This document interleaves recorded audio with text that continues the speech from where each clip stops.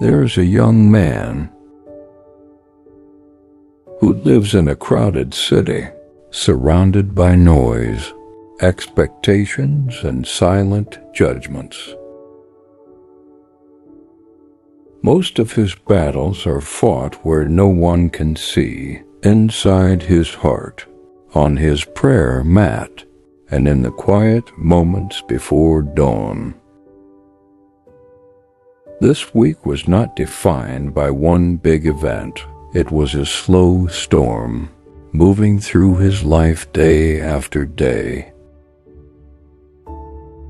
He woke up tired most mornings, but still pushed himself to stand, to pray, to learn, to continue. The world around him seemed unstable. Money was tight, business space uncertain, family emotions delicate. His future was still unfolding quietly. Yet something inside him had changed. He was no longer reacting the way he used to. The old version of him would panic, argue, explain himself to everyone. But this new version moved differently, calmer, slower, more aware. He began to notice that strength does not always look loud. Sometimes strength looks like silence, like walking away with dignity, like trusting Allah when nothing externally makes sense. One day, he watched something he worked hard for slowly slip away. A place he once saw as his fresh airspace suddenly became filled with tension, ego games, and power struggles. His desk was thrown outside. His efforts looked disrespected, and people he greeted every day simply watched without saying a word.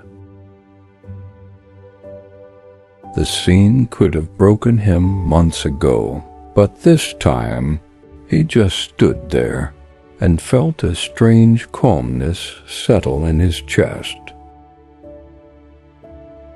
It hurt, yes. He was human. But he refused to beg, argue, or lower his dignity for a place that could not recognize his value. Instead, he stepped back, not out of weakness, but out of wisdom. He knew that some doors close not because you failed, but because you are being redirected to something more aligned with your future. In the middle of all this, his heart carried another weight, his mother. He could hear the tiredness behind her strong voice. She tried to sound fine, but he understood.